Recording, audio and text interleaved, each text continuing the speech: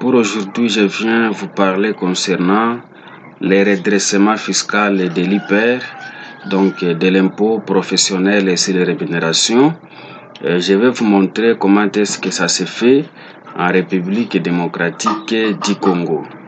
Alors, ce que je peux vous dire, si c'est la toute première fois pour vous de tomber sur ma chaîne, n'hésitez pas de vous abonner à la chaîne et cela nous fera énormément du bien. Alors, pour commencer, je vais vous présenter un petit exercice qui va nous aider à comprendre comment est-ce qu'on peut procéder au redressement fiscal de l'IPER. Ce que vous devez savoir premièrement, quand nous parlons du redressement fiscal, en quelque sorte, nous faisons tout simplement allusion à la correction de la base imposable de l'impôt. Donc, nous faisons également allusion à la reconstitution de la base imposable de l'impôt. Donc, c'est ça, en fait, l'idée du redressement fiscal. Vous désirez devenir comptable, ingénieur informaticien, responsable des ressources humaines, douanier, banquier, marketeur, entrepreneur. Avec l'IEC, votre rêve devient réalité. À l'Institut supérieur de commerce de Bukavu, vous trouverez les options de comptabilité, fiscalité, informatique de gestion, douane et commerce extérieur, marketing et communication et gestion de ressources humaines.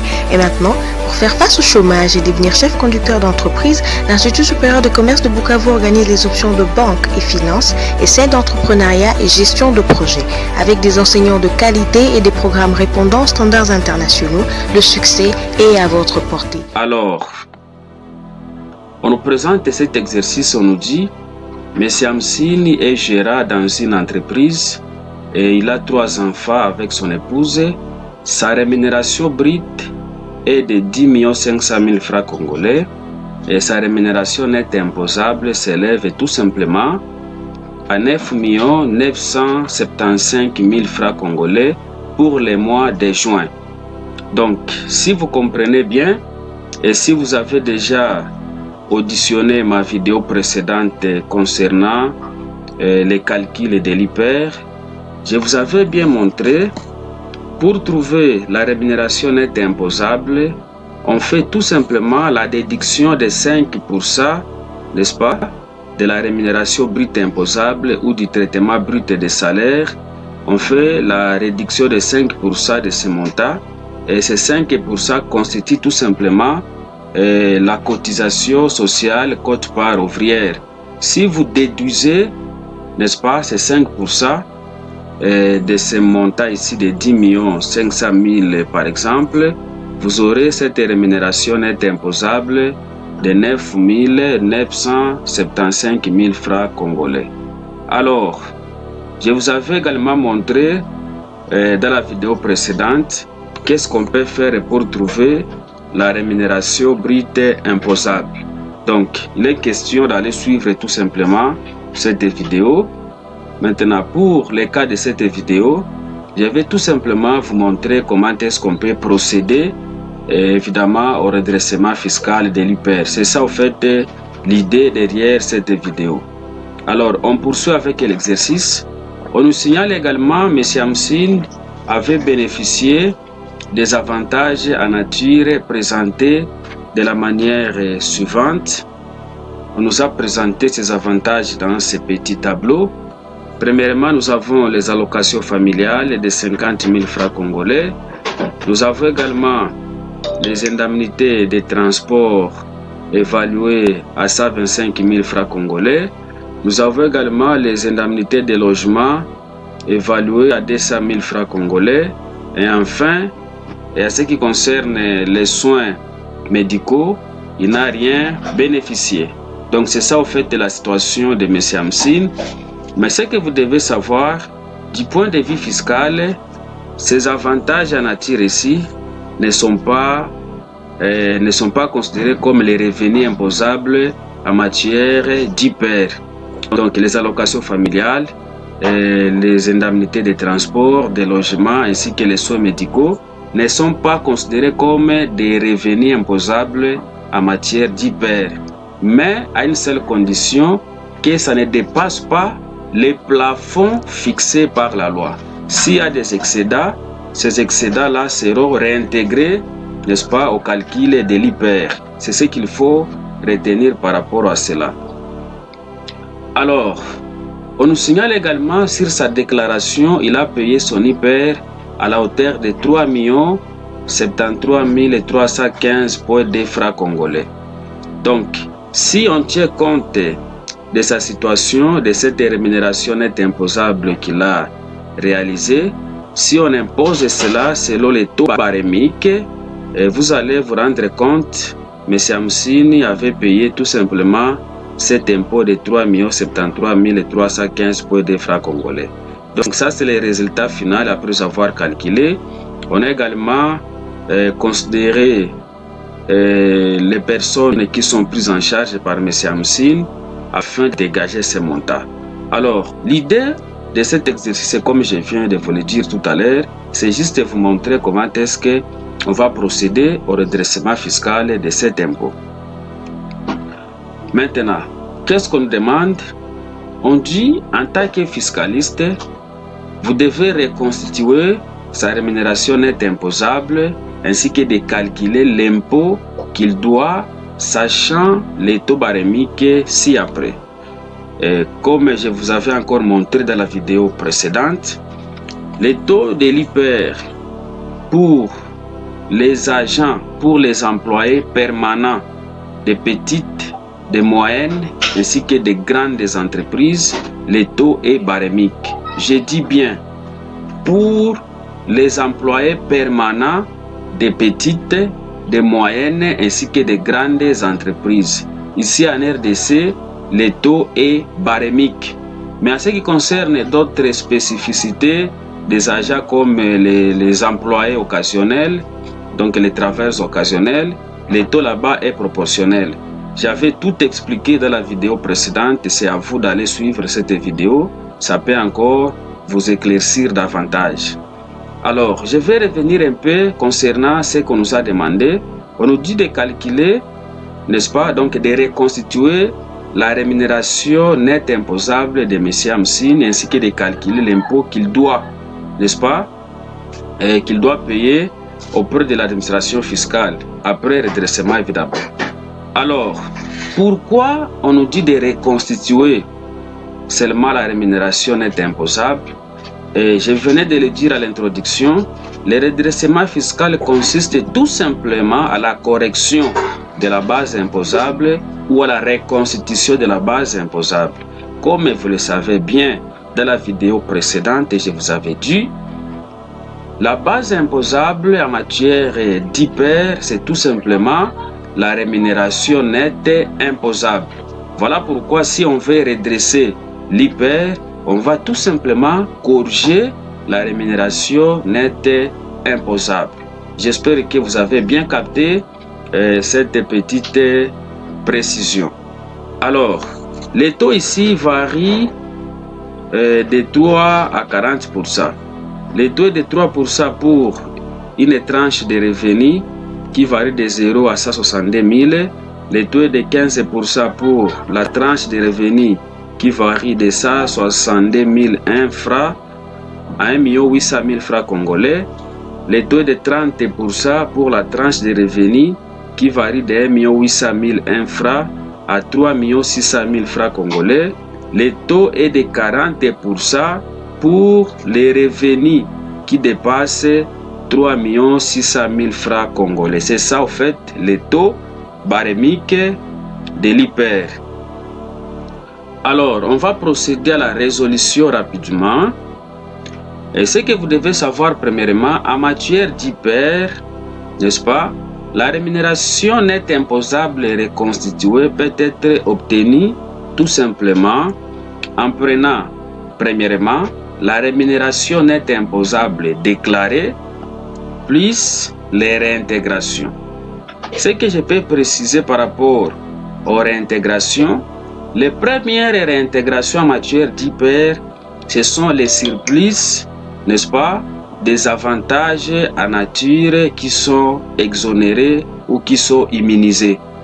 Et à l'occurrence, les surplus des avantages liés au logement, transport, soins médicaux, ainsi que les allocations familiales. S'il y a des surplus pour ces avantages qui sont immunisés, qui sont exonérés, ces surplus-là, on va les réintégrer au calcul de l'IPER. Ok? Mais on peut avoir d'autres réintégrations, ça peut venir maintenant de l'intelligence du vérificateur, soit ça peut être lié à un mauvais calcul du salaire de base de l'agent. Si par exemple, on a constaté que dans votre entreprise, les salaires de base des agents ne respectent pas les SMIC de la RDC tel que fixé par la loi, on peut reconstituer, n'est-ce pas, ces salaires de base, et ça peut avoir également des implications sur la rémunération nette imposable. Donc il y a plusieurs techniques qu'on peut utiliser, ça dépend de l'intelligence du vérificateur. Dans d'autres vidéos, on peut venir et vous expliquer à travers d'autres exercices comment est-ce que ça peut se passer. Mais pour le cas de M. Hamsine, les réintégrations proviendront tout simplement des surplus, des avantages en nature qu'il a obtenus. Maintenant, afin de dégager ces surplus ou ces réintégrations, on va tout simplement utiliser ce tableau. Et dans ce tableau, nous avons la première colonne des éléments, la deuxième colonne, ça concerne les différents calculs. Et ici, pour la troisième colonne, nous avons les réintégrations.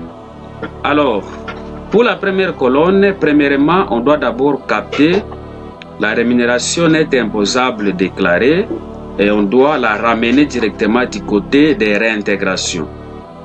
Le deuxième élément, ça concerne les allocations familiales.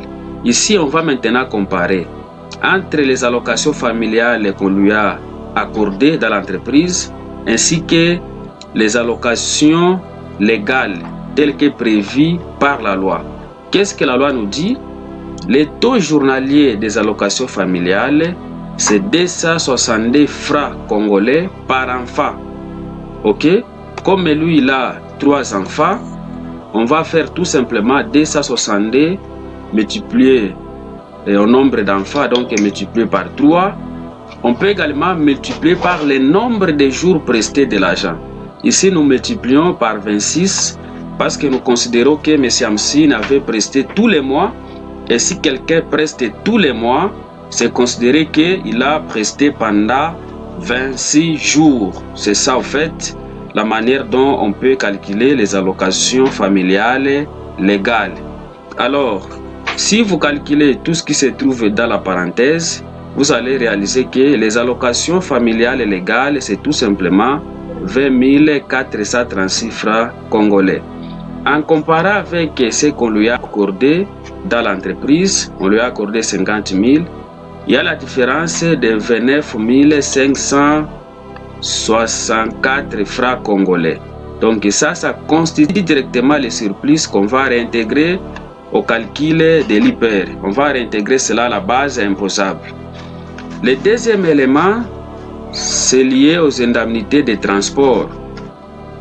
Et on lui a accordé 125 000 francs congolais comme indemnité de transport par mois, n'est-ce pas? Or, les indemnités de transport prévues par la loi, c'est évalué de cette manière. Donc, chaque agent a droit de 4 courses par jour.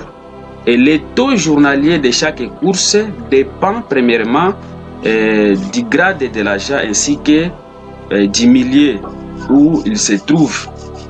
Ok? Alors, pour les taux, il y a 2 taux. Le premier taux, c'est le prix du taxi pour les cadres.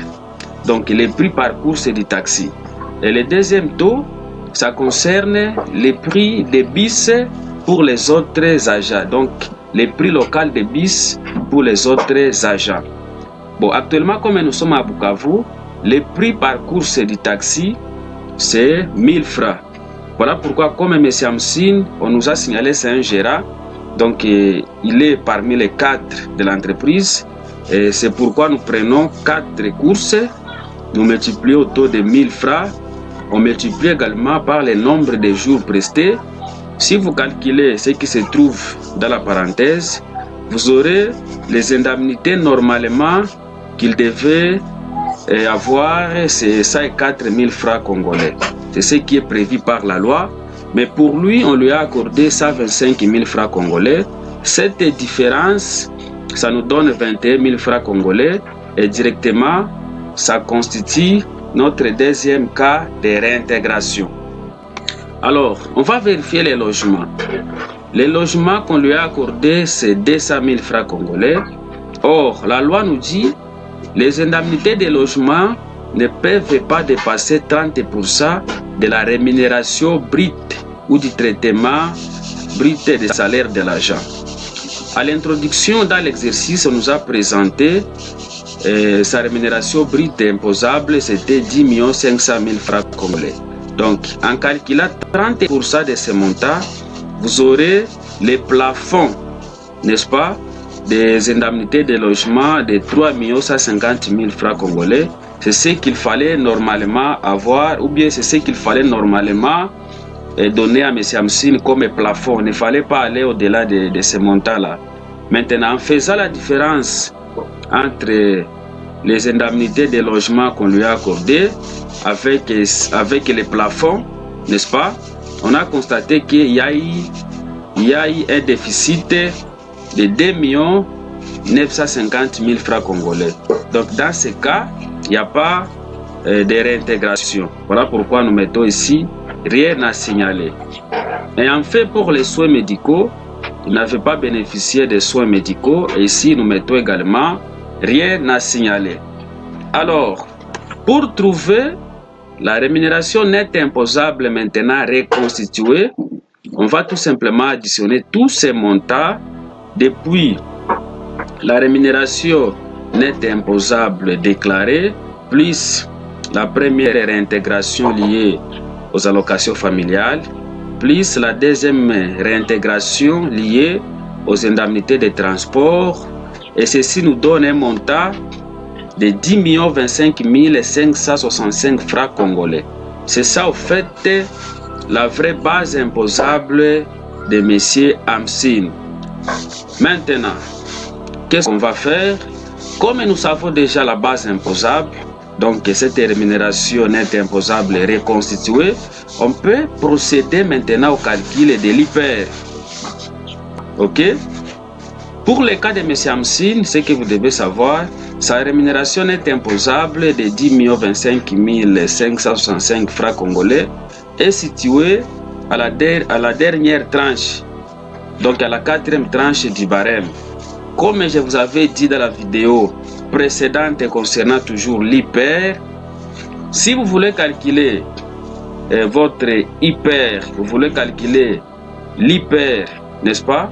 La première des choses, vous devez d'abord situer votre rémunération nette imposable dans l'une des tranches du barème.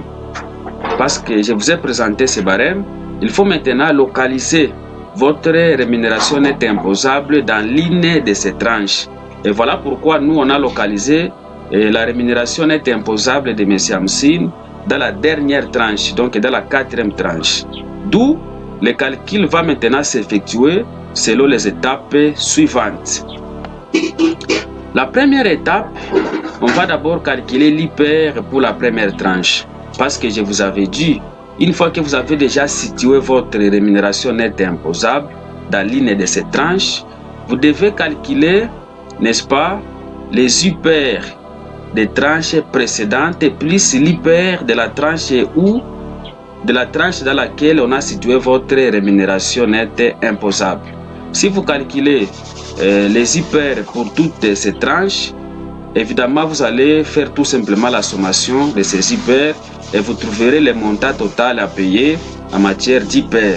Et voilà pourquoi pour nous, on va calculer les IPER pour les 3 tranches précédentes parce que notre rémunération nette imposable a été située à la 4e tranche. Donc la première étape, on calcule l'IPER pour la première tranche et on va faire tout simplement la tranche supérieure ou la tranche inférieure, on multiplie au taux de la tranche et ceci nous donne l'IPER de 4 860 francs congolais. Donc pour la première tranche du barème, La tranche supérieure, c'était 162 000 francs congolais et la tranche inférieure, c'était 0 francs congolais. Et le taux, c'était 3%. Pour maintenant, l'hyper de la deuxième tranche, on va faire la même opération. On va prendre la tranche supérieure de la deuxième tranche, c'est 1 800 000 francs, moins la tranche inférieure, c'est 162 000 francs congolais. Mais dans les barèmes, la tranche inférieure, on nous a présenté, c'était 162 001 francs congolais. Dans la pratique, les 1 là, on ne les considère pas. On arrondit ces 1 à 0. Ok? Et nous devons multiplier cela au taux de 15%. Et ceci nous donne un impôt de 245 700 francs congolais pour la deuxième tranche. La troisième étape, on va calculer l'hyper pour la troisième tranche évidemment. Et on va faire la même opération. La tranche supérieure, c'est 3 600 000 francs congolais. Mais la tranche inférieure, c'est 1 800 000 francs. On multiplie cela au taux de 30%. Ceci nous donne l'hyper de 540 000 francs congolais. On va maintenant calculer l'hyper pour la tranche dans laquelle on a situé notre rémunération nette imposable. Donc c'est ça la quatrième étape pour nous.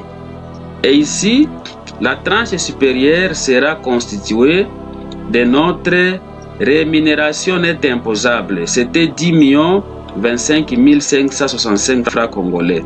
Voilà pourquoi ici la tranche supérieure, c'est 10 millions, n'est-ce pas, 25 565 francs congolais.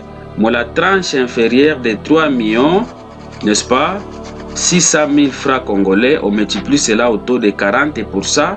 Et ceci nous donne l'hyper de 2 570 226 francs congolais. La dernière étape pour trouver le montant de l'hyper qu'il doit normalement payer, on va maintenant additionner les hyper de chaque tranche. Donc on va prendre l'hyper de la première tranche, plus l'hyper de la deuxième tranche, plus l'hyper de la troisième tranche, plus l'hyper de la quatrième tranche. C'est ça qu'on a additionné ici. Et ça nous a donné du coup un montant d'hyper de 3 360 786 francs congolais. Alors, pour M. Hamsine, il devait donc payer un montant d'hyper de 3 360 786 francs congolais en matière d'impôts professionnels et sur les rémunérations au plus tard le 15 juillet. Comme les revenus imposables a été réalisé, n'est-ce pas, au mois de juin, il fallait payer l'hyper au plus tard le 15 juillet. Maintenant, on peut procéder également au calcul de l'impôt et l'idée. Je vous avais dit la fois passée, l'impôt et l'idée, c'est tout simplement l'impôt fraudé. Et pour trouver l'impôt et l'idée, on fait tout simplement la différence de l'impôt calculé après les redressements ou après la reconstitution de la base imposable, moins l'impôt payé avant la reconstitution de la base imposable. Donc pour M. Hamsine, on va tout simplement prendre 3 360 786 de l'impôt qu'on a calculé après les redressements, moins l'impôt qu'il avait payé avant les redressements, et ceci nous donne l'impôt et l'idée de 287 470,8 francs congolais. Donc c'est ça l'impôt que M. Hamsine avait fraudé. Pour M. Hamsine, cet impôt et l'idée constitue ce qu'on appelle l'économie d'impôt, n'est-ce pas? Voilà. Alors, pour terminer, on peut également tirer les conséquences fiscales de la situation de M. Hamsine. Parce qu'il a fraudé l'impôt, normalement, on ne peut pas laisser quelqu'un qui a fraudé l'impôt sans pour autant lui infliger des pénalités, des sanctions en matière fiscale. Voilà, je vais vous présenter cela dans ce petit tableau, n'est-ce pas? Premièrement, ici, on doit enregistrer dans ce tableau tout simplement l'impôt correspondant. Donc l'impôt qu'il devait normalement payer, c'est ça, c'est 3 360 786 francs congolais. On doit également ajouter sur ces montants les pénalités, donc les différentes pénalités. Premièrement, la pénalité d'assiette, deuxièmement la pénalité de recouvrement. Pour la pénalité d'assiette, si on considère que c'est la toute première infraction réalisée par M. Hamsine, on va appliquer tout simplement les taux de 20% de l'impôt LID. Donc si nous calculons 20% de l'impôt LID, donc de ce montant ici, on va trouver la pénalité d'assiette de 57 494,16 francs congolais. La pénalité d'assiette sanctionne tout simplement toute mauvaise déclaration, soit absence de déclaration. Donc c'est ça en fait son rôle. La deuxième pénalité, c'est la pénalité de recouvrement. Et ici, on va prendre tout simplement 2% de l'impôt LID par mois de retard. Et ce que vous devez savoir en matière fiscale, tout mois commencé est calculé à son entièreté. Ok? Et ici, nous prenons l'hypothèse selon laquelle le contrôle fiscal a été effectué au mois de juillet. C'est-à-dire, M. Hamsine avait déjà encaissé tout simplement un seul mois de retard. Donc, voilà pourquoi on va prendre 2%, multiplier tout ceci au montant de l'impôt LID. Et ceci nous a donné la pénalité de recouvrement de 5 749 416 francs congolais. Alors, si on veut dégager maintenant les montants total que M. Hamsine doit payer auprès de l'administration fiscale, on fait tout simplement la sommation de ces trois montants et ceci nous donne une somme de 3 424 029,576 francs congolais. Donc c'est ça au fait maintenant la conséquence financière de cette infraction commise par M. Hamsine. Donc au lieu de payer l'impôt qu'il devait normalement payer de 3 360 786 francs congolais, lui il a maintenant payé le montant de 3 424 029,576 francs congolais à cause de cette infraction qu'il avait réalisée. Voilà, j'espère que vous avez bien suivi cette vidéo du début jusqu'à la fin. Pour le reste, je peux encore vous rappeler, si vous n'êtes pas encore abonné, abonnez-vous massivement à la chaîne et cela va nous faire énormément du bien. Merci et à la prochaine occasion.